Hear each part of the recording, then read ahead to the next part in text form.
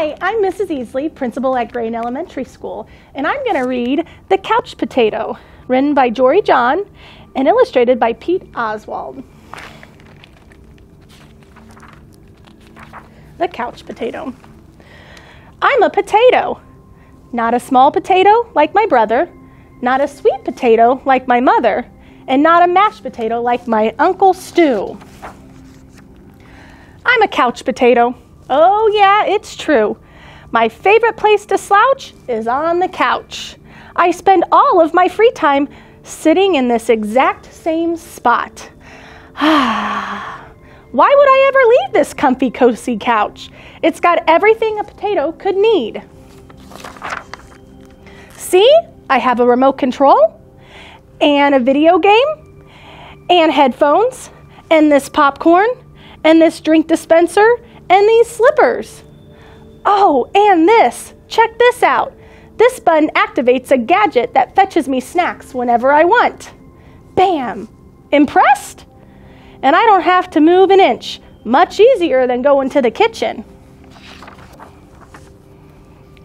If the most important thing in life is to be comfortable at all times, then I think I've got it all figured out. But wait, there's more. I haven't revealed the absolute best part about this whole setup.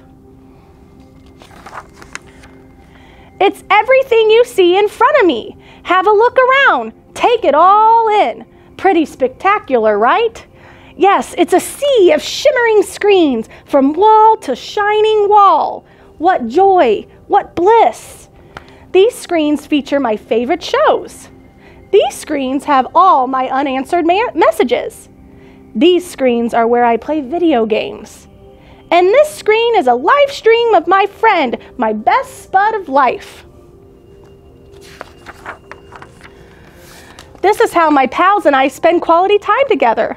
It's much easier than trying to meet up somewhere like folks did in the old days, that's for sure.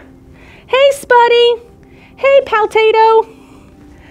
Yes, from this very couch, I can control everything in my life. All the time with just a few taps of a couple clicks. Not bad, huh?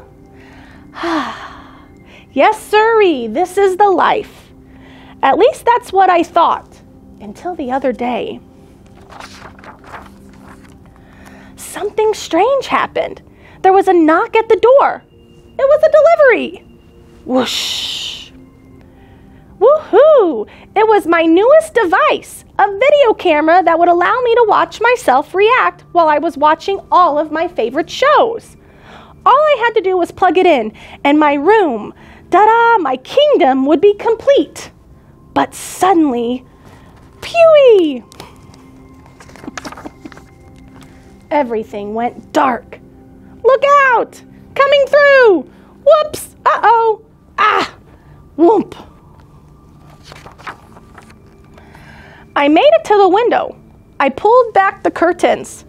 The sun seemed brighter than I remembered. There was nothing better to do, so I decided to take my dog, Tater, for a walk. Outside. It had been a while. Everything was so vivid, like a high-resolution 156-inch curved screen, but even more realistic. Something smelled fresh. After a few moments, I realized it was the air. I heard a noise, some chirps.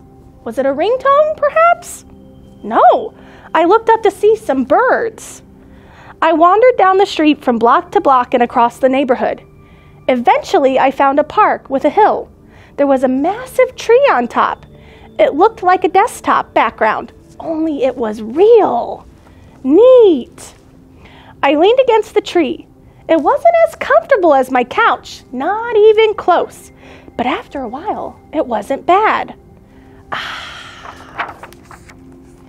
Any worries about the power outage and what I might be missing drifted away. I wasn't thinking about my favorite shows or my unanswered messages or anything really. I noticed the stillness, the view, the sky, the clouds, and the sunset. And those colors, oh my goodness. It took a while because there was no fast forward option. But eventually, the sun sank below the horizon. By the time I got home, the power was back on. I sat on the couch. Whew! I hit the button to brush my teeth. Scritch, scratch, scritch, scratch. I pulled the lever to change into my pajamas. I turned the knob to watch a bedtime story. Then I noticed my reflection in one of the screens. I wondered how much of my life had been spent in this very same spot. It was just then that I made the decision to peel myself off the couch a bit more often, maybe every day. And so that's what I've done. I've started hanging out with my friends, my best buddies outside. We've started biking and hiking and swimming and hiding and seeking. Sometimes we even have snacks and play board games. Sometimes we talk all day. We might watch the clouds. There's no big plan. We just see what happens. It makes me wonder, what if I don't always need to be totally comfortable? What if I'm happier when I have a better balance between my gadgets and the world outside? Because it turns out that I'm more than just a couch potato. I'm an amusing potato. I'm a smart potato. I'm a kind potato. I'm an entertaining potato. And I'm a sit on a hill and watch the sunset potato. Yep, there's a great big world out there, and I want to be a part of it in person.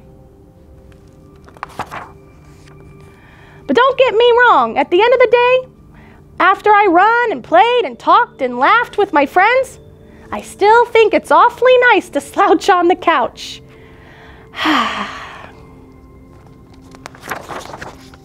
The end.